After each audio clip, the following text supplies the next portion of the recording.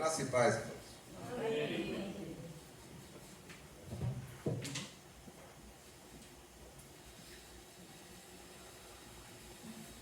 Jair, daqui a pouco eu vou pedir para você projetar alguns versículos, todos eles em Efésios.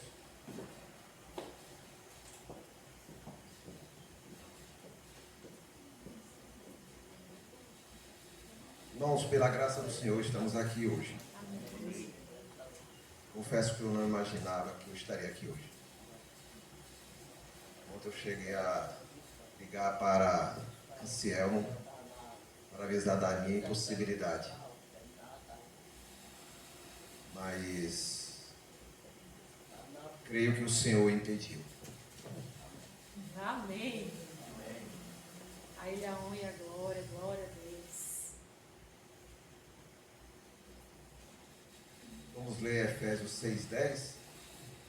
Na verdade, nós vamos ler vários versículos. Tentei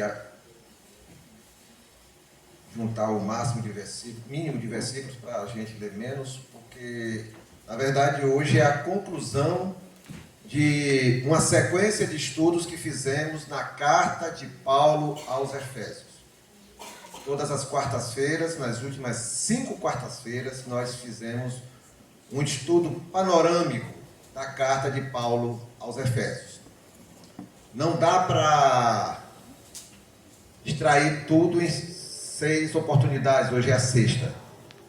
A carta de Paulo aos Efésios é muito rica, muito profunda, e nós viraríamos aqui o resto do ano conversando sobre o conteúdo do que Paulo colocou na sua carta aos Efésios, e nós não esgotaríamos. Efésios 6, versículo 10, Paulo diz aos irmãos o seguinte, nesse trecho da sua carta. Vamos ler juntos? No demais, irmãos meus, fortalecei-vos no Senhor e na força do seu poder. Vamos repetir? No demais, irmãos meus, fortalecei-vos no Senhor e na força do seu poder. Pai Santo, graças te damos, Senhor, porque o Senhor cuida da sua igreja. Às vezes não entendemos a forma como as coisas acontecem, mas percebemos o mover do Senhor e o agir do Senhor. Edifica a tua igreja. Fala aos nossos corações. Amadurece-nos na tua palavra, no teu evangelho, para que não sejamos mais meninos inconstantes, levados por todo o vento de doutrina, sujeitos às astúcias e aos enganos fraudulentos que os homens tentam nos impor. Ajuda-nos a vencer o reino do mal, o reino das trevas que tentam nos afastar de ti. Fortalece-nos em ti, Senhor, no nome de Jesus. Amém.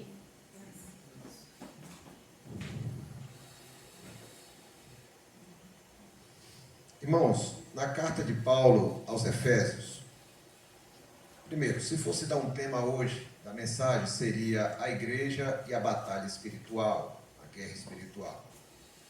Na carta de Paulo aos Efésios, nós estudamos aqui nessas últimas 5 quartas-feiras, porque Paulo escreveu aos irmãos que se reuniam em Éfeso, cidade de Éfeso.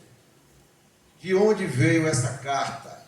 De onde Paulo tirou? Eu vou escrever para essas pessoas que moram em Éfeso. O que foi que deu em Paulo? Por que essa iniciativa de Paulo? De onde surgiu essa carta que apareceu na Bíblia? Por que ela está na Bíblia? Qual a origem de tudo? Então nós vimos aqui que Paulo, na sua 2ª viagem missionária, ele passou perto de Éfeso, mas não entrou para fazer trabalho missionário. Ele já vinha de Corinto, mas prosseguiu e voltou para Jerusalém, para Antioquia. Depois ele retorna para uma 3ª viagem missionária. Nessa 3ª viagem missionária, agora ele entra em Éfeso, para fazer a obra missionária em Éfeso. Ali ele encontra 12 homens, que conheciam o Evangelho dentro da visão de João Batista.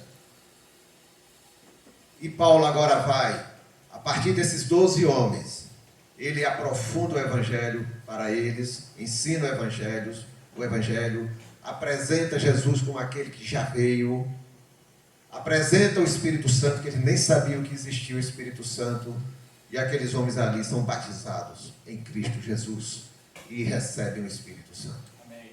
E a partir daí, o evangelho cresceu e se expandiu na cidade de Éfeso. Está tudo registrado no livro de Atos, escrito por Lucas, que fazia parte da caravana de Paulo, que saía nas viagens missionárias. A gente lê, Paulo e Silas foram para a viagem missionária. Era uma caravana que ia junto com eles. Paulo era o líder, Silas foi aquele que mais o ajudou, estava mais próximo dele. Mas era uma caravana que ia.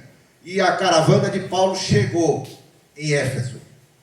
E ali não sabia quantos dias ia ficar. E ficou por 3 anos. 3 anos. Durante 3 anos, Paulo ensinou, pregou o evangelho. Vidas foram alcançadas. Paulo viu muitas pessoas se convertendo. E Paulo também teve a preocupação de formar essas vidas, de ensinar o evangelho do Senhor para essas vidas que se converteram. E esses 3 anos foi Paulo se dedicando a ensinar todo o conselho do Senhor para aquelas vidas. Aquelas pessoas foram formadas na essência do evangelho. Tiveram o privilégio de ter o apóstolo Paulo 3 anos exclusivamente ali na cidade deles. E Paulo vai embora. Foi para outra cidade, Depois, quando ele termina a sua viagem missionária, ele volta para Jerusalém, onde ele já sabia o que iria acontecer. E ali ele foi preso. Preso por quem? Pelos soldados romanos. Mas quem denunciou? Quem provocou a prisão de Paulo? Os religiosos judeus. Os ciúmes do que Paulo estava pregando, contrariados com a mensagem do evangelho. Eles sempre rejeitaram Jesus e agora rejeitavam Paulo e a mensagem de Paulo. E eles fizeram todo o sistema, todo o esquema. E Paulo acabou sendo preso pelos soldados romanos. E pela segurança de Paulo, Paulo foi levado para Cesareia de Filipe, uma cidade que distava em torno de 60 a 70 quilômetros de Jerusalém. E ali Paulo ficou 2 anos. E quando Paulo percebeu que o governante que estava ali em Cesareia estava tendente a mandar Paulo de volta para Jerusalém, e em Jerusalém Paulo já havia uma armadilha pronta, já havia um esquema pronto para matar Paulo. Paulo apela: eu quero ser julgado pelo imperador de Roma. Era direito de Paulo como cidadão de Roma. Ele era cidadão, ele tinha o título de cidadão romano. Por isso ele foi levado para Roma. E foi nessa viagem para Roma que se considera a 4ª viagem missionária. É nessa viagem que Lucas registra no livro de Atos que houve um naufrágio, do qual todos sobreviveram naquele navio. Paulo foi mordido por uma cobra, e houve toda aquela situação que está no final do livro de Atos. E Paulo chega a Roma, e ali ele fica, presume-se, em torno de 2 anos. 2 anos. Poderia ser talvez alguma coisa a mais, mas presume-se que ele ficou 2 anos preso em Roma. E depois foi solto. Por quê? A acusação que pesava contra Paulo nesse momento era apenas por questões religiosas lá da sua terra. O imperador romano queria se envolver com questão religiosa lá de povo que ele dominava. Então, na hora do julgamento, Paulo foi solto. Foi considerado inocente. Mas ele ficou 2 anos preso em Roma. Como era a prisão de Paulo? 2 soldados na porta da casa que ele teve como cidadão romano, e porque a acusação não era grave, era coisa de religião, ele teve direito de alugar uma casa e ficar nessa casa. Mas 2 soldados romanos ficavam na porta da casa, vigiando a porta. E 2 ficavam dentro. Presume-se que talvez 4 ficassem dentro da casa. Mas na dúvida vamos dizer que foram 2. 2 ficavam dentro. Então, soldado é que não faltava na visão de Paulo. O soldado romano estava sempre junto de Paulo. Na porta da casa, dentro de casa. 6 horas era o turno dos soldados. A cada 6 horas, os 4 soldados eram trocados. Essa era a visão de Paulo. Sempre o soldado romano. Por isso que lá no final de Efésios ele vai descrever a armadura da guerra espiritual, porque ele olhava a armadura do soldado romano. Então ele se mirou no soldado romano, na sua armadura, para nos mostrar a nossa armadura na guerra espiritual. E foi nessa casa, preso, que Paulo escreveu aos Efésios. Carta aos irmãos, eu, Paulo, servo do Senhor Jesus, aos irmãos que estão em Éfeso, graça e paz. Foi aí que ele escreveu também aos Colossenses, aos Filipenses e para Filemão. Pode ter escrito outras cartas que se extraviaram. Então esse é o contexto que Paulo está. É esse contexto. Efésios 3:1. Nós vamos pontuar rapidinho 5 coisinhas que Paulo... 5 assuntos que Paulo colocou na sua carta. Paulo escreveu uma carta. Se a irmã Jeane vai escrever uma carta para Jair, que está longe, né, irmã Jeane? Jair vai viajar, vai ficar lá no Recife, vai ficar uns 2 anos longe. Eita, o coração não vai aguentar, não. A irmã Jeane vai escrever uma carta para Jair. É uma carta. Ela começa saudando, ela começa falando, lembrando coisas, depois vai entrando em assuntos que ela quer tocar. No final ela sauda se despedindo. É uma carta que Paulo está escrevendo. Vamos ver aí, Efésios 3:1. Trechos da carta de Paulo. Vamos ler juntos? Por esta causa, eu, Paulo, sou prisioneiro de Jesus Cristo. Desculpa, a leitura minha que foi péssima agora, viu? Eu atrapalhei todo mundo. Me perdoe. Vamos lá ler de novo. Por esta causa, eu, Paulo, sou prisioneiro de Jesus Cristo por vós, os gentios. Vamos ficar aí. O que é causa? Paulo está dizendo por esta causa. O que é causa? Causa é aquilo pelo qual eu me esforço. Eu dou o melhor de mim. O que é que eu dou melhor de mim aqui nesse mundo, nessa vida? O que é que me faz eu me esforçar? Ou as coisas que eu me esforço, que eu dou melhor de mim? Paulo afirma aos irmãos em Éfeso. Paulo estava preso. E aqui ele está afirmando aos irmãos em Éfeso que havia uma causa pelo qual ele estava preso. Mas é interessante que ele fala aqui 2 coisas que dá para a gente entender. Primeiro, ele está dizendo que ele é prisioneiro de quem? De Jesus. Prisioneiro de Jesus. Paulo não está dizendo que ele está preso por causa dos judeus. Paulo não está dizendo que está preso por causa dos religiosos judeus que entregaram ele. Paulo não está dizendo que está preso pelo Império Romano, pelo poderoso Império Romano da época. Paulo está dizendo que é prisioneiro de quem? De Jesus. Paulo está dizendo, eu sou prisioneiro de Jesus. Se eu sou prisioneiro de Jesus, o que é que Paulo quer dizer para mim e para você? E quis dizer para os irmãos em Éfeso, e quer dizer para os irmãos aqui em Campo Formoso. Eu estou prisioneiro. Eu não sou prisioneiro, eu estou prisioneiro, porque assim o Senhor quer que eu esteja aqui. Se ele não quisesse, não tinha judeu, religioso judeu, não tinha Império Romano, soldado romano, Nero, seja que imperador fosse que me prendesse. Eu estou preso porque o Senhor quer, dentro dos seus planos, que eu esteja preso aqui. E eu vou ser o mais produtivo possível no Evangelho, na situação que eu estou. Porque essa é a vontade do meu Senhor que governa todas as coisas. Isso é ter a visão correta do que é soberania de Deus.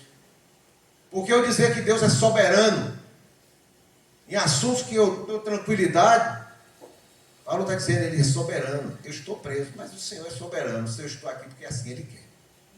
E eu vou ser produtivo. Eu vou deixar que o Senhor me use. E Paulo ali na prisão usou, ele escreveu cartas para os irmãos, ele orava pelos irmãos, ele pregava o Evangelho. Eu não estou lembrado agora em que trecho está de outra carta, que ele diz que ele, prisioneiro, mas o Evangelho estava solto. O Espírito estava solto, se movendo. Os soldados que estavam vigiando Paulo faziam parte da guarda principal do império.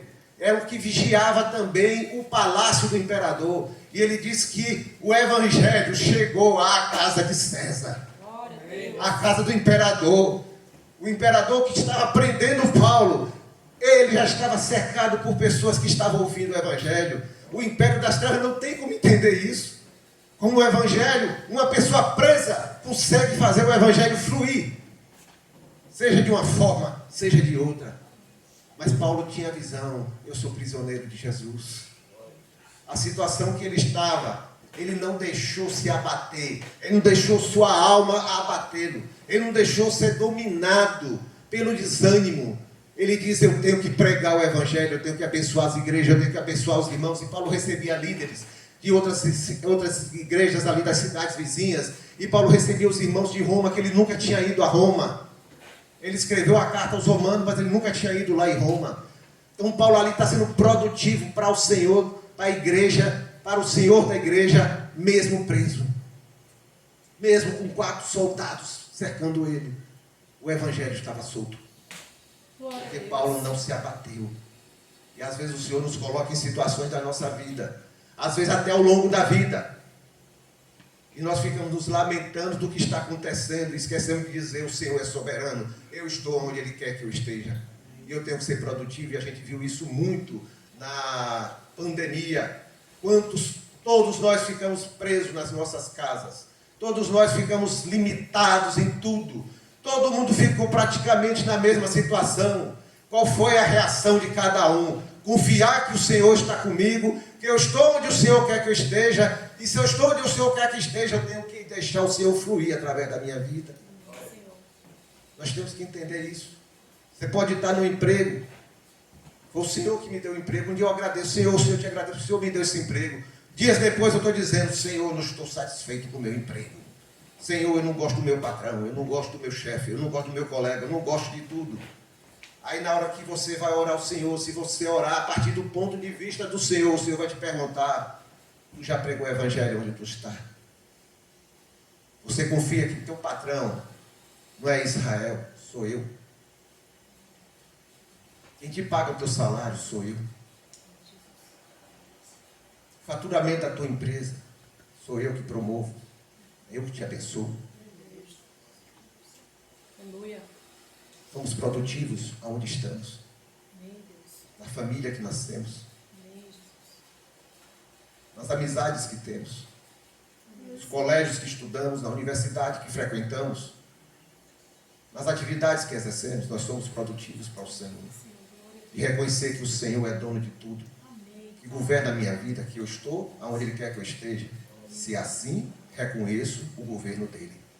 Se assim, eu reconheço a soberania dele. Porque é fácil dizer que Deus é soberano sobre o presidente dos Estados Unidos, sobre Bolsonaro, sobre o prefeito de Itabuna. Mas como é difícil eu dizer que o Senhor é soberano sobre a minha vontade. Essa é a maior dificuldade. Então Paulo estava onde o Senhor queria que ele estivesse, e ele reconhece isso. Efésios 1, 4 e 5. Efésios 1, 4 e 5. Vamos ler juntos? Vou tentar não atrapalhar vocês, viu? Como também nos elegeu nele, antes da fundação do mundo, para que fôssemos santos e irrepreensíveis diante dele em amor. E nos predestinou para filhos de adoção por Jesus Cristo, para si mesmo, segundo o beneplácito de sua vontade. Beneplácito é aprovação, desejo.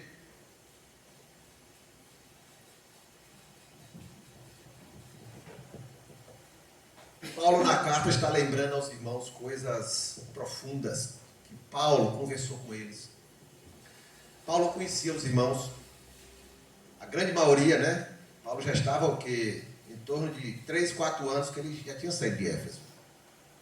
Mas ele lembrava da maioria dos irmãos que ele proclamou, que ele batizou, né? Que ele ensinou, que ele deixou como líder. Então Paulo lembrava.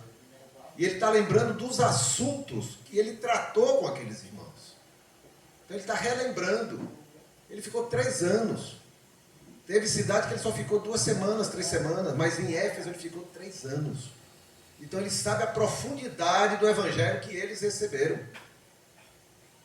Então Paulo lembra aos irmãos que eles, a gente leu aí, fazem parte de um propósito eterno de Deus.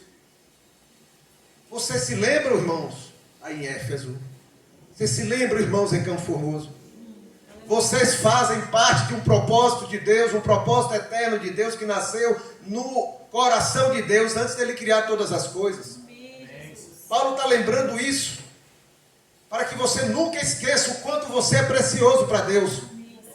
Nunca te digam o quanto você não é valioso. Você é valioso para Deus. Todos nós nascemos, fomos imaginados por Deus, projetados por Deus dentro de um propósito. Ninguém nasceu aqui à toa, ao acaso, foi soltado uma experiência alienígena, povos alienígenas que vieram largar aqui semente e gerou a humanidade. Não foi fruto de uma explosão, de uma evolução, não, você foi fruto da criação de Deus. São verdades absolutas que Paulo está repetindo para os irmãos, que Paulo pregou lá. Aquele pessoal, era uma cultura grega. A cultura grega muito presa à filosofia, foi o berço da filosofia, a cultura grega. Então Paulo está falando de verdades absolutas, quando a filosofia trata de verdades relativas. E tenta relativizar as verdades. Então Paulo está relembrando as verdades absolutas que ele falou a eles. Deus é eterno. Os planos de Deus são eternos. E vocês fazem parte dos planos eternos de Deus, do Deus eterno. Amém, Jesus. Se Deus não tivesse trazido você à existência, você nunca nasceria. É isso que Paulo está dizendo àqueles irmãos em Éfeso. E a nós aqui hoje, no século 21. É a mesma carta para nós. Tire Efésios e bote os irmãos em Campo Formoso. Os irmãos em Tabuna. É a mesma coisa, irmãos. Somos resultados de um projeto de Deus. Amém, Senhor. Ele teve o propósito, ele teve o desejo, e esse desejo moveu o Senhor a executar esse desejo, e ele fez. Amém. E ninguém impediu. Paulo teve a preocupação, e ele manifesta aqui na sua carta, de que aqueles irmãos, e os irmãos aqui em Campo Formoso, nunca esquecessem e nunca duvidassem de que são preciosos ao Senhor. Amém, Jesus. Nunca deixem convencer vocês do contrário. Em momento algum da vida de vocês. Em situação nenhuma da vida de vocês. Vocês são preciosos para o Senhor. Amém. Se você crê nisso, isso define quem é você. Define a sua identidade. Você descobre que você é fruto da criação de um Criador. Um Deus Criador, um Deus eterno. Glória a Deus. Você entende que Ele criou para Ele. Ele criou você para Ele, para você viver para Ele como seu filho. Você entende o que está fazendo aqui na terra. Foi Ele que te colocou aqui para te dar vida. Glória a Deus. E você viver eternamente com Ele. Amém, Pai. E você passa a entender para onde você vai. Você vai eternamente estar com Ele. Se você vive aqui com Ele, você eternamente vai estar com Ele. Amém, Jesus. Vamos prosseguindo. Efésios 2:8. Efésios 2:8. Vamos ler juntos? Porque pela graça sois salvos por meio da fé, e isso não vem de vós, é dom de Deus. Amém. Paulo lembra na sua carta também aos Efésios, nós vimos aqui nas quartas-feiras, que mesmo os irmãos em Éfeso, mesmo toda a humanidade, mesmo eu e você, tendo sido criados dentro de um propósito sublime do Senhor, um propósito grandioso que surgiu no coração do Deus eterno, do Deus grandioso, Criador de todas as coisas, mesmo isso não foi suficiente para o homem abraçar esse propósito. O homem virou as costas e se afastou de Deus, desprezou a Deus. Paulo lembra isso na carta, ali principalmente no capítulo 2. Paulo lembra aos irmãos que a criatura rejeitou o Criador. A criatura rejeitou o Criador, virou as costas e não quis relacionamento com Deus. Paulo está lembrando isso aos irmãos. O que foi que aconteceu com vocês? Lembre-se disso. De onde vocês vieram? Vocês não são perfeitos, vocês nasceram, foram criados, mas vocês, igual ao resto da humanidade, vocês também rejeitaram o Senhor. Mas Paulo lembra que mesmo a criação rejeitando o Senhor, Deus teve a iniciativa de buscar a sua criação. Louvado seja Deus. Deus teve a iniciativa de buscar a sua criação. E quando o Senhor se dispôs a ir buscar a sua criação, o Senhor nos encontrou numa situação terrível, deplorável. Paulo escreve na sua carta, no capítulo 2, que nós estávamos mortos. Mortos como? Espiritualmente.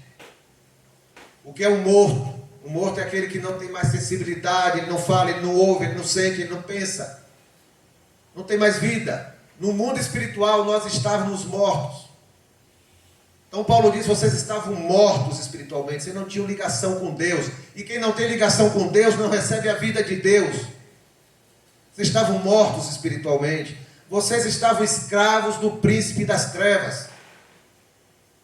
Vocês estavam escravos de Satanás, sendo manipulados por Satanás, como se fosse uma marionete, sendo levado para aqui, para acolá, para fazer tudo que agradasse a Satanás. Foi assim que Deus encontrou vocês.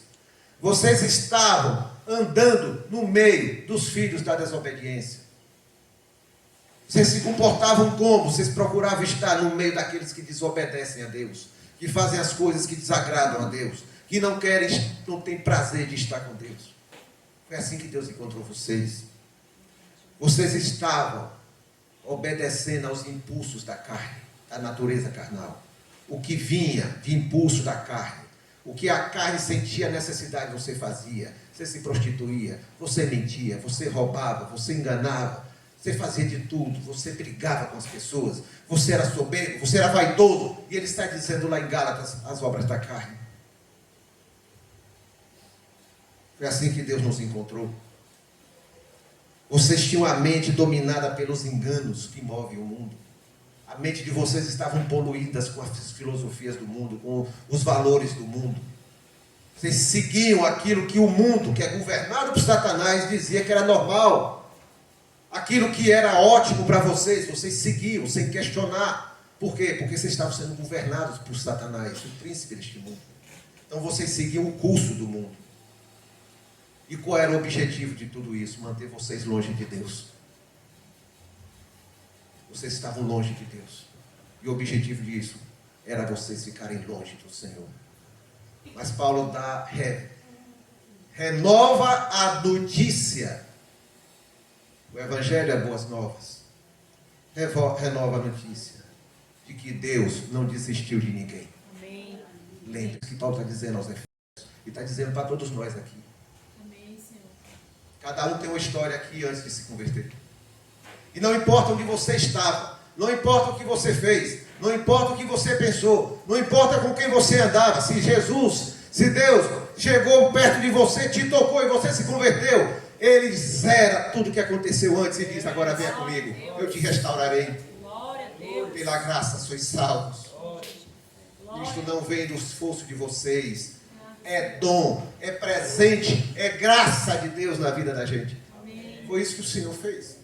E Paulo está renovando isso para os irmãos em Éfeso e para nós aqui hoje. Amém. O Senhor derramou da sua misericórdia. Ele diz, quando Deus viu vocês na situação que vocês estavam, Deus com seu muito amor nos amou e derramou da sua misericórdia. O que ele quer dizer com isso? Se Deus fosse derramar da sua justiça, que é justiça, Ele teria mandado eliminar todos nós. É justiça. Mas Ele diz, eu vou derramar do meu amor. Glória a Deus. E pelo seu muito amor, derramou a sua misericórdia. Glória a Deus. E pela sua graça, nos arrancou de onde estávamos. Não importa aonde estávamos. Não importa a situação em que estávamos presos, ou envolvidos, ou enganados. Ele nos tirou e nos restaurou para Ele. É isso que Paulo está lembrando aos irmãos. Por isso que ele termina o capítulo 3 dizendo, eu quero que vocês entendam a largura do amor de Deus. O amor de Deus é largo. Estende-se a todos. Estende-se também a teu vizinho, a teu colega, a teu parente que você acha insuportável. Se estende a todos. Ao mais pecador que seja, segundo a sua visão. Para Deus não há mais pecador nem menos, porque a graça de Deus abunda onde o pecado também abundou. pecado abundou, a graça do Senhor superabundou. Amém. É assim que é. Então ele diz, você tem que entender a largura, o comprimento do amor. Começa quando a gente nasce e vai até onde a gente é o último suspiro. Deus não abandona a gente um minuto sequer durante a nossa vida. O amor de Deus nos acompanha porque Ele quer que nós nos tornemos filhos dEle. E Ele nos resgata onde nós estivermos. Ele quer que a gente entenda a altura do amor de Deus. O que é altura? Deus, grandioso, eterno, poderoso, infinito. Nós, criaturas, finitas, mortais, limitados. Mas a altura não impediu.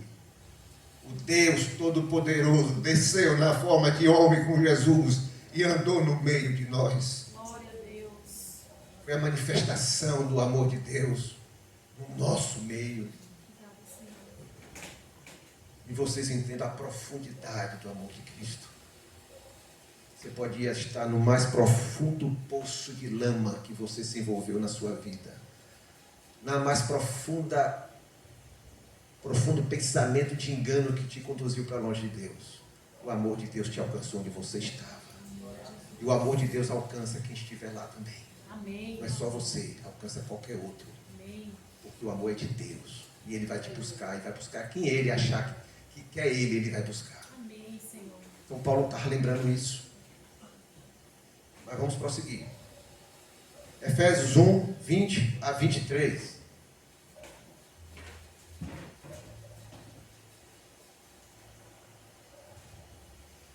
Que manifestou, vamos ler juntos?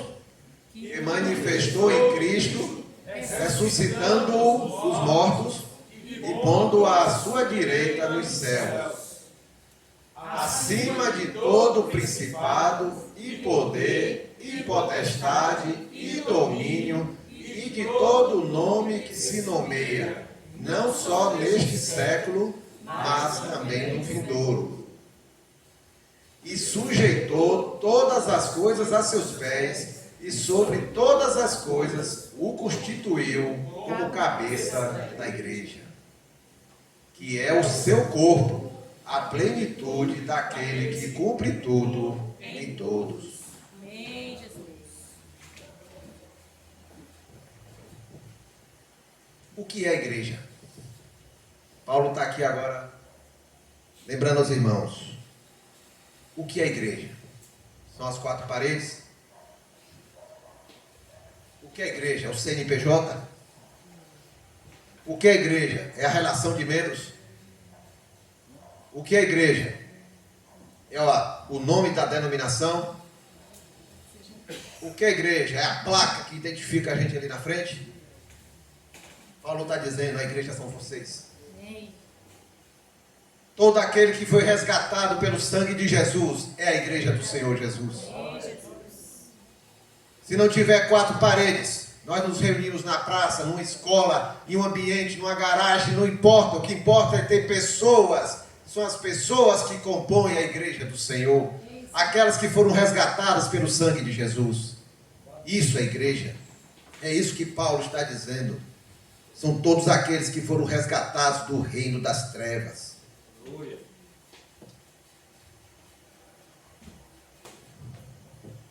Todo aquele que nasceu de novo é a igreja do Senhor. A igreja é formada por todos aqueles que entenderam que foram criados por Deus. Que Deus tem um propósito na vida de vocês. Sermos adotados em Jesus para sermos seus filhos. Amém, Pai. Paulo está lembrando a eles, meus amigos, meus irmãos. Deus sempre quis ter uma família, e vocês são família de Deus aqui na terra. Não esqueçam disso, vocês são família do Deus Criador, do Deus Todo-Poderoso. Entendam isso. E mais, ele diz, e Deus quando formou essa família, quando formou a igreja, colocou Jesus como cabeça da igreja.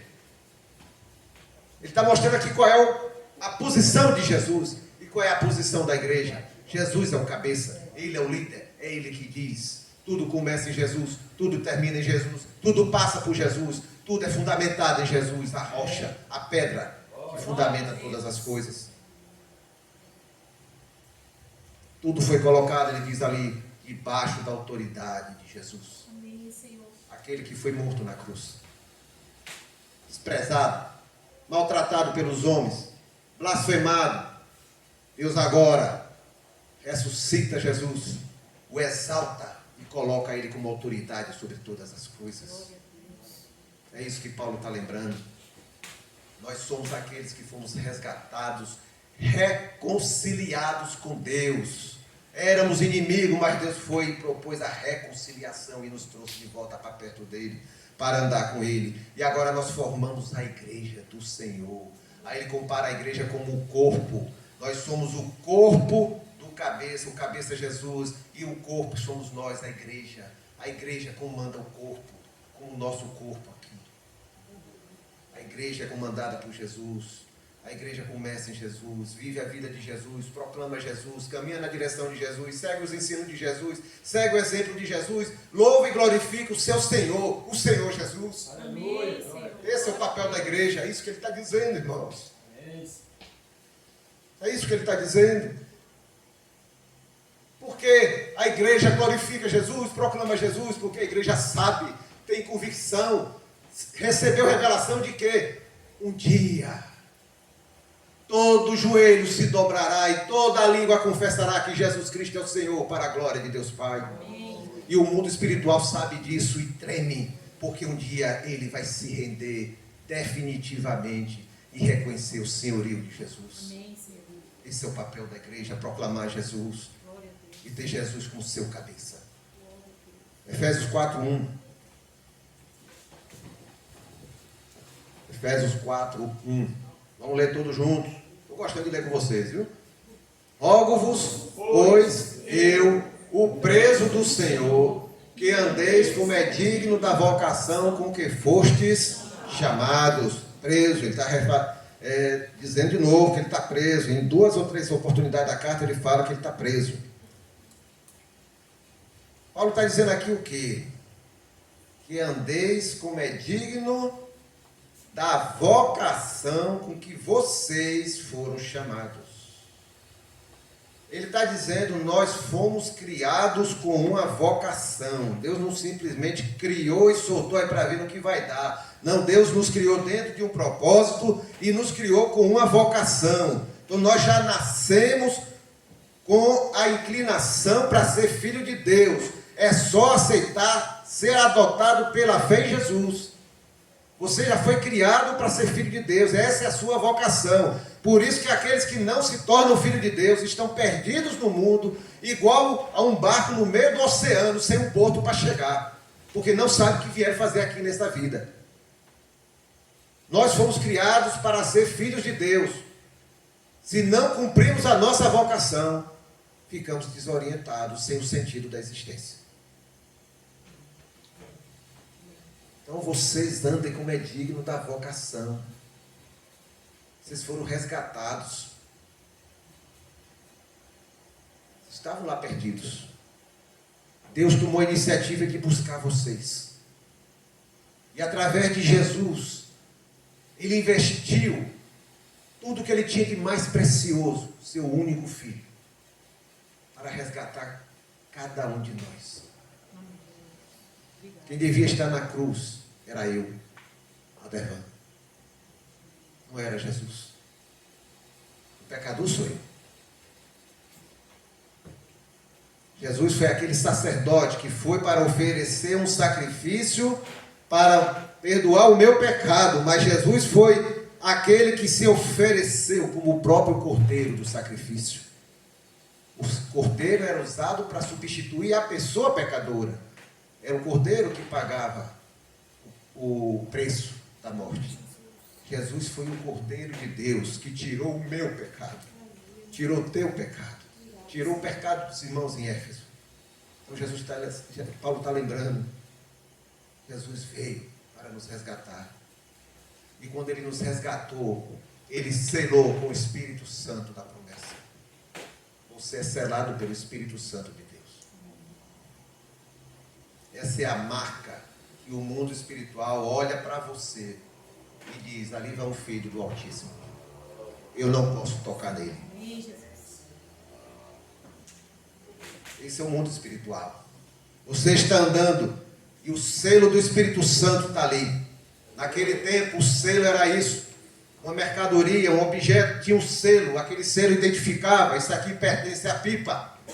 Ninguém toca, tem proprietário, ninguém pode violar, ninguém pode tirar, ninguém pode modificar.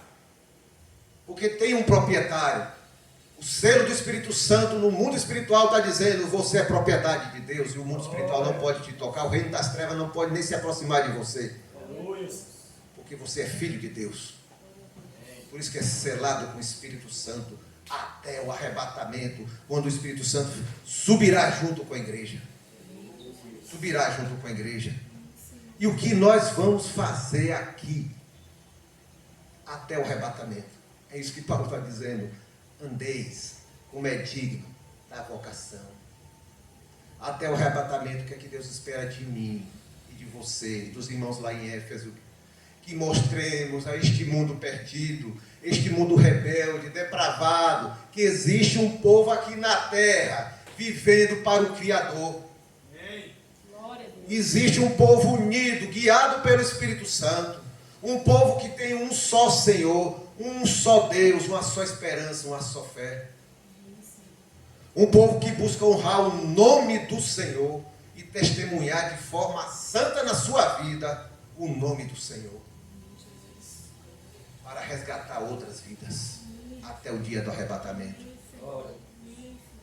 É assim que você enxerga a igreja de Jesus aqui na terra? O Senhor nos formou igreja. Primeiro para nos salvar. Vivermos a vocação para a qual Ele nos criou, ser seus filhos. E alcançar outros filhos. Amém. Efésios 6:12.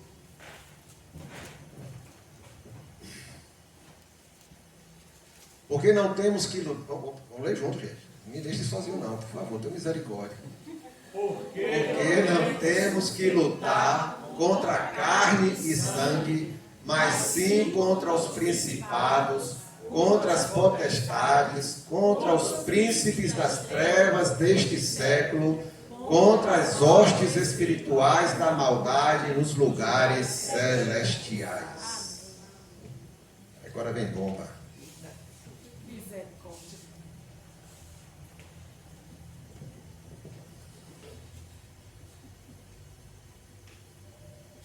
Se prega muito sobre guerra espiritual, dando ênfase às castas de demônios,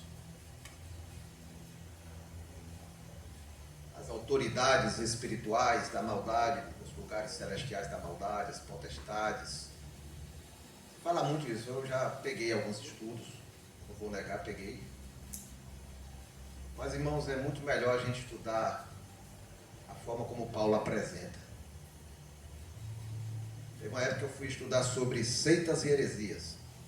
Aí eu percebi que eu estava mais estudando as heresias do que a palavra de Deus. Quando a gente estuda e se aprofunda na palavra, não tem heresia que subsista. Amém. Porque o fundamento é esse aqui. Amém. Você não precisa conhecer a mentira para conhecer a verdade. Conheça a verdade. Porque tudo que vier que não bater com a verdade é mentira. Amém, Senhor. Amém. Na carta de Paulo aos Efésios, ele diz que nós fomos, a gente estudou aqui no capítulo 1, nós fomos abençoados, todos nós fomos abençoados, os resgatados que estão da igreja do Senhor. Nós fomos abençoados nas regiões celestiais antes da criação de todas as coisas. Nas regiões celestiais. Recebemos toda sorte de bênçãos espirituais nos lugares celestiais. Nós já nascemos abençoados. Viu, Nete? Já nascemos abençoados. Já nascemos dentro de um propósito de Deus. Nascemos com uma vocação.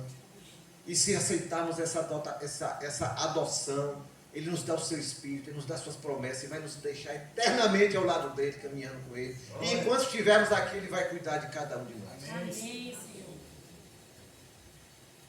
No final da carta, depois, no meio da carta, desculpe, ele diz que nós, quando fomos resgatados das trevas, Deus, ao nos dar vida de novo, que estávamos mortos espiritualmente, ao nos dar nova vida espiritual, Ele nos fez assentar de novo nas regiões celestiais.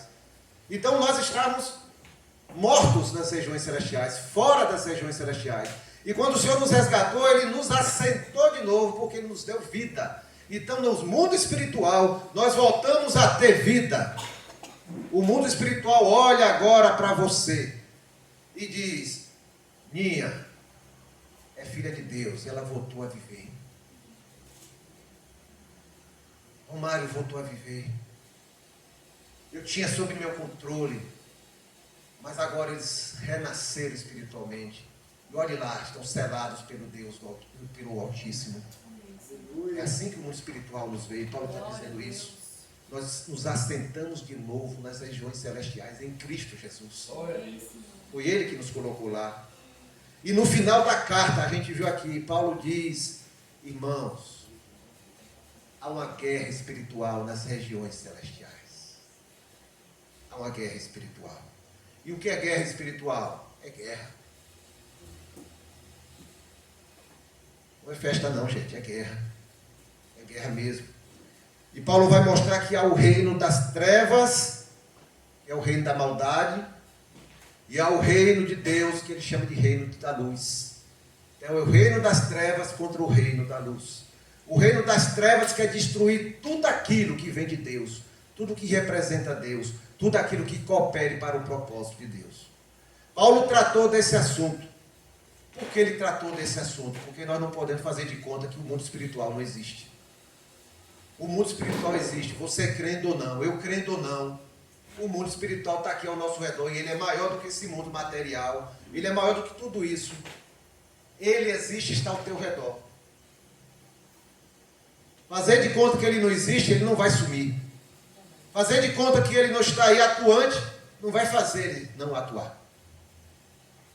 Então nós não podemos ignorar esse assunto. E Paulo está tocando nesse assunto que ele havia tocado com os irmãos lá, quando esteve em Éfeso.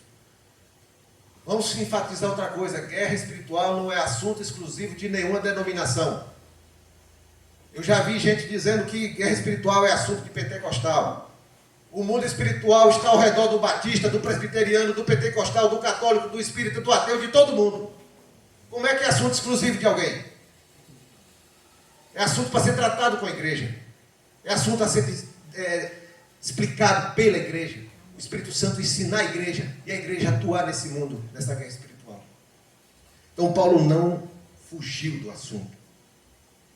Nós somos, lembra? Seres espirituais vivendo uma experiência terrena e temporária. Somos seres espirituais, nós fazemos parte do mundo espiritual. Quando você morrer, você vai para que mundo? Mundo físico? Não, acabou. Está todos nós ordenados a morrer uma única vez. Depois de sexo e juízo. Ou vamos para uma eternidade com Deus, ou uma eternidade sem Deus.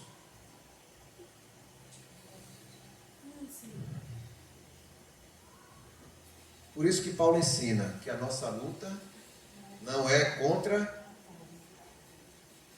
Eric e Josa, a carne e o sangue. É contra o mundo espiritual.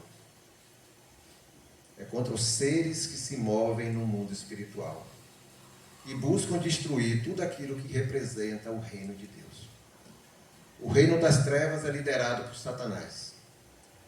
Satanás, com o coração cheio de soberba, se rebelou contra Deus. Satanás passou então a buscar destruir tudo que partia de Deus, tudo que projetava de Deus, tudo que vinha de Deus. O prazer de Satanás é ver a obra de Deus interrompida, destruída. Esse é o prazer dele. É de tornar os irmãos em Éfeso, nós, toda a humanidade, inútil para o propósito de Deus. Esse é o projeto dele. Satanás desejou, irmãos, o trono de Deus. A gente vai ver lá em Isaías e em Ezequiel. Satanás desejou sentar no trono de Deus e ser reconhecido como Deus. Desejou receber as honras de Deus, os louvores de Deus. Satanás, então, nutriu o verdadeiro ódio a tudo que representava a Deus, porque ele não era Deus, mas ele queria as honras de Deus.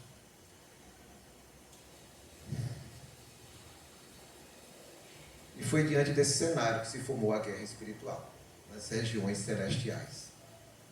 E guerra envolve atacar o outro lado, minar o outro lado, atingir o outro lado, deixar mortos e feridos do outro lado. E tudo isso está acontecendo ao nosso redor. Satanás está tentando ferir um a um. Primeiro, mantendo os seus escravos, para que eles não abram os olhos e enxerguem Deus querendo os libertar. Para que mantenham os mortos, para eles não enxergarem que eles podem ter vida de novo no Senhor. Satanás tenta, dentro da igreja, minar para que a igreja não cresça e amadureça, para que a igreja não se torne mais produtiva aqui no mundo, alcançando outras vidas. Então Paulo não se omitiu de falar desse assunto, porque uma das estratégias do inimigo é esconder a verdade e falsificar a verdade. Quanto menos se tratar, menos gente vai conhecer.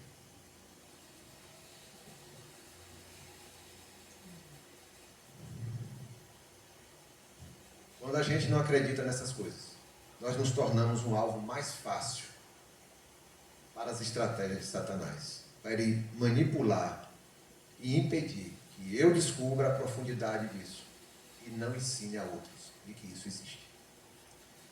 Os assuntos que Paulo tratou na carta aos irmãos em Éfeso e que chega até aqui hoje, século 21, para todos nós, é onde Satanás usa como campo de guerra. Na estratégia do reino das trevas, Satanás não quer que você, eu, todos nós e aqueles irmãos em Éfeso, Satanás não quer que a gente saiba que Deus nos criou dentro de um propósito do coração dele. Ele tenta esconder essa verdade. Satanás não quer que você tome conhecimento de que você é importante para Deus.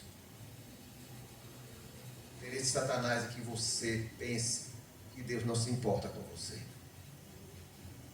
Isso te manterá longe de Deus. Ele não quer que você entenda o sentido da tua vida, o sentido da tua existência.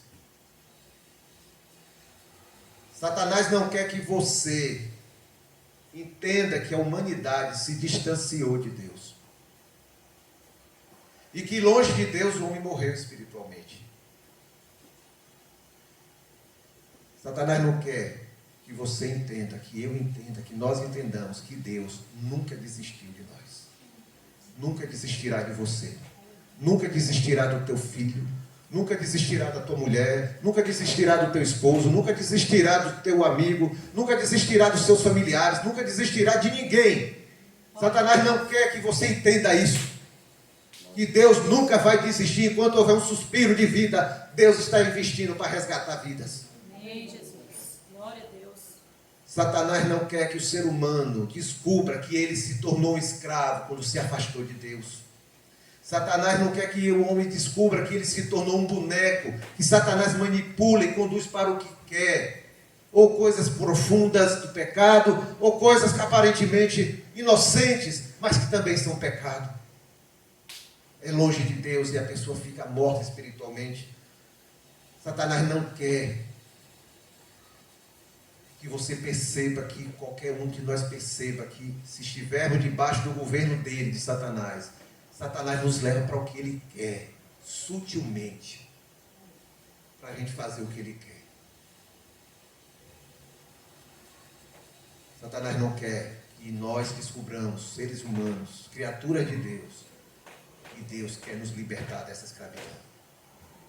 E liberta qualquer um, de qualquer escravidão que Satanás impôs.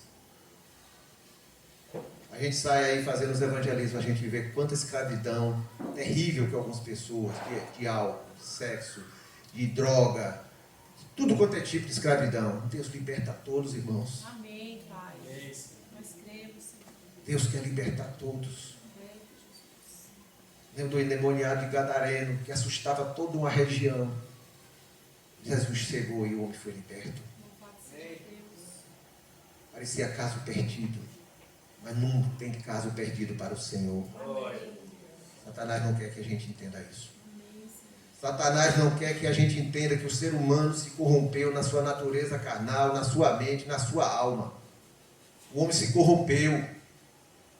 Então Satanás não quer que eu, você, todos nós, a humanidade, perceba que Satanás nos corrompeu desde o Éden. Que o homem se tornou depravado, malicioso, perverso, rebelde. Satanás não quer que o homem descubra que Deus derrama da sua misericórdia sobre toda a criatura e que estende a sua mão e oferece ao homem um recomeço em Jesus, de ser uma nova vida. Satanás não quer que o homem descubra que ele, homem, ser humano, se tornou amante de si mesmo. Satanás não quer que o homem descubra que Deus derramou da sua graça. E esse egoísta, esse que acha que é o centro do universo, Deus chama, se arrependa. Se humilhe diante de mim, e eu te abençoarei, te darei uma nova vida. Não é só o que está na lama do pecado. Tem aquele que não está na lama do pecado, mas ele está soberbo, orgulhoso, senhor de si mesmo, se acha perfeito e suas obras o vão salvar. Todos precisam do Senhor Jesus. Só que Satanás tenta esconder isso, essa verdade. Satanás não quer que você, eu, os irmãos em Éfeso, os irmãos em Campo Formoso, a comunidade, descubra que Deus tem uma igreja aqui na terra, que Ele tem um povo seu, que Ele está formando uma família e que essa família estará eternamente com Ele. Amém. Na eternidade. Não é 4 paredes, não é o CNPJ, não é o rol de membros, não é a placa da denominação, não. É um povo que serve ao Senhor em santidade e em verdade. Vivendo a vida do Senhor. Satanás não quer que você esteja em linha com a liderança da igreja. A liderança que a igreja, que Deus constituiu na igreja, como nós estudamos aqui na quarta-feira passada, os ministérios específicos, as lideranças. Satanás não quer que você esteja em linha com a liderança. Por quê? Porque um reino dividido não subsiste. Um reino dividido não subsiste. E assim ele poderá ter vitória na vida de muitos, tornando improdutivos dentro do reino de Deus. Satanás não quer que você tenha, a gente viu isso nos encontros de oração, a submissão no seu coração. Paulo trata na carta aos Efésios sobre vários tipos de submissão. Às vezes se dá ênfase só à questão da submissão da esposa com o marido. O que é submissão? É estar debaixo da missão. É o cooperar com a missão daquele que recebeu a missão. Quem recebeu a missão diante da igreja? Jesus. A igreja está submissa ao cabeça. Jesus estabeleceu a liderança no meio da igreja, os ministérios. Então o corpo está submisso a quem? A Jesus como cabeça e a liderança que Jesus constituiu. Submissão de coração. Filho está submisso aos pais, honrando os pais. Submissão de coração. O empregado, o funcionário, está submisso ao seu patrão. A missão é do patrão, é do dono da empresa. Então eu vou cooperar para que a missão da empresa se cumpra. É lógico que do mesmo jeito, ele diz que o patrão não deve explorar o seu funcionário. Ele faz o caminho inverso. Mas estamos falando de questão de submissão. E existe a submissão da esposa dentro da família. Está debaixo da missão. Não é a obediência cega. Há uma missão que Deus estabeleceu. E eu sigo a missão. A gente esteve aqui no dia 21 de abril, a gente enfatizou o Ministério Sal e Luz. Está submisso ao ministério do pastor geral. Não é um ministério independente. Nós estamos aqui porque Deus colocou no coração dele que o ministério estivesse aqui. Mas o que tem acontecido aqui está debaixo da visão do ministério dele. Amém. É assim que funciona a linha do Senhor. Amém. Ninguém tem um ministério independente. Quem manda em mim sou eu, mas ninguém. Não existe isso. Mas Satanás quer plantar isso no nosso coração.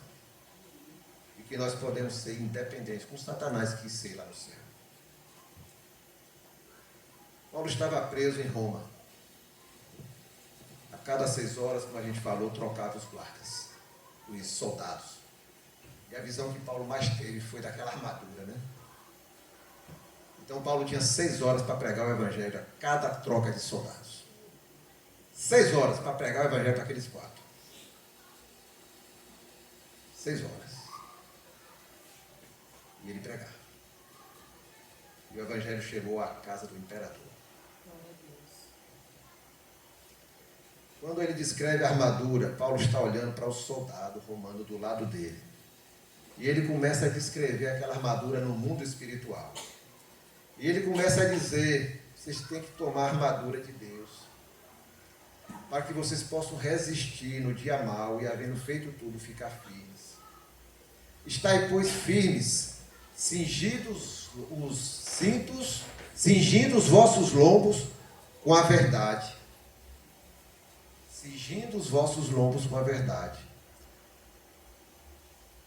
Se há uma guerra espiritual, Deus quer que nós estejamos prontos e preparados para essa guerra. Amém? Amém. Para não estarmos indefesos e desarmados ou desprotegidos, porque o adversário não vem para brincar, ele vem para guerrear.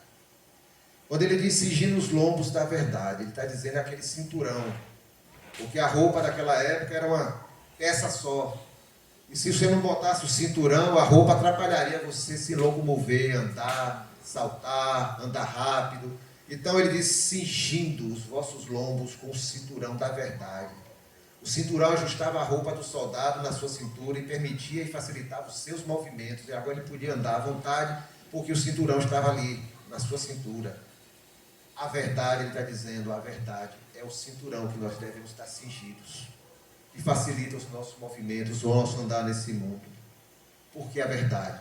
Porque as mentiras e os enganos do diabo tentam destruir a nossa fé e as promessas do Senhor. Então nós temos que estar habilitados a andar, capacitados a andar, e permite-nos andar com o quê? Com a verdade do Senhor nos revestindo. Ele diz para nós vestirmos a couraça da justiça, aquela couraça que protege aqui a parte do coração. Por quê? Porque o coração é a parte mais vulnerável do soldado. É a parte mais vulnerável. E é onde havia mais mortes nas batalhas. E aí Paulo está dizendo: couraça da justiça é que vai revestir vocês. Por quê? Porque no dia que o adversário chegar e apontar para a pipa, que não precisa de nada, é o que você fazia, isso e aquilo. Ele não tem do que acusar a pipa. Ele não tem do que acusar nenhum de nós. Porque quando ele olhar para a pipa, ele está vendo a justiça de Jesus revestindo a vida de pipa. É isso que ele vai ver, a couraça da justiça. Não a couraça de pipa, mas a couraça de Jesus revestindo a sua vida, nos cobrindo. E aí ele não tem do que nos acusar, ele não pode nos atingir. Ele fala dos pés, ele olhou para os sapatos do soldado romano, era uma sandália especial que possibilitava ele se locomover com facilidade, com rapidez, em qualquer tipo de terreno, pedregoso, liso, seja como fosse, facilitava. Então facilitava o andar, ele entrar no lugar, ele sair. O Evangelho nos capacita, ele está dizendo o Evangelho calçado na preparação do Evangelho da paz. Com o Evangelho calçado, nós vamos para qualquer lugar, irmãos. Diante de presidentes, de imperadores, de reis, diante do balconista, diante do advogado, diante do doutor, diante do vigilante, seja com quem for, se você está calçado no Evangelho, você tem o que falar das verdades do Senhor. Amém. É um soldado preparado para se locomover nesse mundo, no meio dessa guerra. Aí ele fala do escudo da fé. Ele olha para o escudo do soldado. O escudo é um instrumento de defesa para desviar dos ataques do inimigo. A fé nos protege das armas e das armadilhas de Satanás. Porque ele tenta plantar desânimo em nossos corações. Ele tenta nos alvejar, tentando nos desviar do caminho, tentando não crer nas verdades do Senhor, tentando a gente não enxergar e não lembrar o quanto somos preciosos para o Senhor. O escudo da fé vai nos fazer vencer a incredulidade que Satanás tenta plantar em nossos corações. E ele termina, e ele continua falando do capacete da salvação. Ele olha para o capacete, está no soldado, protegendo a mente. O capacete protege a cabeça, a mente, o nosso entendimento. O mundo tenta nos levar, como a gente falou, segundo suas filosofias, segundo suas psicologias, segundo o curso do mundo. Nos afastar das verdades do Senhor e povoar nossas mentes com o engano e a mentira. Mas a nossa mente já foi renovada pelo Senhor. Amém. O capacete da salvação, já fomos salvos desses enganos, dessas mentiras, da corrupção do mundo. Somos igreja do Senhor. Somos sua família, regenerada e instruída pelo Senhor. E ele conclui com a espada do Espírito. É a única arma de ataque. E a espada não é do soldado, é do Espírito. Amém. A palavra de Deus. Amém. Agora a palavra tem que estar dentro de você. Você tem que estar fundamentado na palavra. Para que o Espírito use a palavra que está dentro de você. Amém. A palavra que é de Deus e a espada que é do Espírito. Amém. O Espírito usa essa palavra. Qualquer um aqui, o mais simples que seja, talvez não saiba nem ler, mas sabe a palavra, sabe versículos da palavra. Deus vai usar essa palavra e vai penetrar nas juntas e medulas de quem quer que seja que vai ouvir a palavra e vai libertar vidas. Amém, Jesus. É assim que o Senhor faz. Glória a Deus. A espada do Espírito no mundo espiritual. E aí Satanás é derrotado. E vidas são libertas do seu domínio com o uso da espada do Espírito. Essa armadura não é apenas para nos defender durante a guerra, mas também para que alcancemos a vitória nessa guerra espiritual. Amém, Senhor. Irmãos, o Senhor está formando sua igreja, seu povo. Nenhum poder contrário vai impedir que quando ele voltar, ache uma igreja gloriosa quando ele vier arrebatá-la. Amém.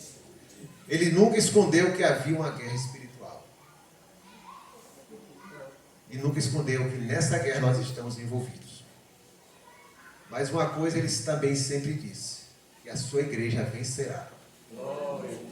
E ele diz que a igreja vai vencer e vai reinar com ele eternamente em glória. Amém. Esse é o nosso futuro. E aí diante disso, qual foi o conselho que Paulo falou aos irmãos em Éfeso e fala aos irmãos aqui em Campo Formoso diante dessa guerra espiritual? Fortalecei-vos no Senhor e na força do seu poder. Nunca esqueçam do Senhor. Nunca esqueçam das verdades do Senhor. Nunca esqueçam daquilo que o Senhor já trouxe à vida de vocês. Que são verdades eternas e absolutas. E o Senhor abençoe cada um de nós. E abençoe a sua igreja. Glória a Deus. Glória a Deus. Vamos orar?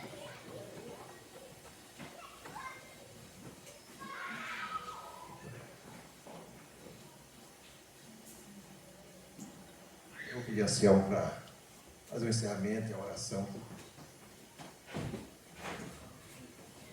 Amém. Louvamos ao Senhor pela vida do teu servo. Eu sei que não viu nas quartas-feiras, nós tivemos todo o estudo do livro da carta de Paulo aos Efésios. Encerramos hoje. Não perca, teremos outros estudos nas quartas-feiras. Concluímos hoje com essa pregação, algo que o Senhor colocou no coração do teu servo. Nós louvamos a Deus pela tua vida, meu querido. Amém, Senhor. Oremos então. Pai, no nome de Jesus, nós te rendemos graças, Senhor, por tudo que nós ouvimos aqui. Te rendemos graças, ó Deus, porque nós temos a certeza de que o Senhor está sempre a nos instruir sobre as armaduras que o Senhor, ó Deus, usou teu servo Paulo para escrever aqui nessa carta de Efésios, a qual nós temos que nos revestirmos. Nós te louvamos, ó Deus, porque o Senhor está a todo momento reconhecendo o que nós somos. O teu muito amor nos amou e não nos deixa desamparados. Nós te louvamos, ó Deus, pela instrumentalidade do teu servo. Nós te louvamos, ó Deus, pela tua graça a usá-lo para ministrar sobre a nossa vida. E te pedimos, ó Deus, que o Senhor nos ajude através do teu Espírito Santo a abrirmos nossos olhos espirituais para que reconheçamos a nossa posição diante do Senhor e assim andemos, ó Deus, em graça e graça. Diante do Senhor, buscando a tua bondade sobre nossas vidas, ó Deus, e nos ajuda a caminharmos, ó Deus, buscando o caminho de santificação diante de Ti. Nós te louvamos, ó Deus, por tudo que o Senhor tem feito sobre a nossa vida até então, e te pedimos, ó Deus, continua conosco, nos dá uma semana debaixo da tua graça, da tua misericórdia, e nós te louvamos no nome de Jesus. Amém, graças a Deus. Essa é a oportunidade, queridos, de você a todo momento refletir sobre a sua vida, reconhecendo que o mundo espiritual está aqui, nós estamos envolvidos nele, e o inimigo está sempre buscando, como a Bíblia diz, como um leão voraz a quem tragar. Não seja esse. Busque caminhar com o Senhor. Com oração silenciosa terminaremos o culto desta noite.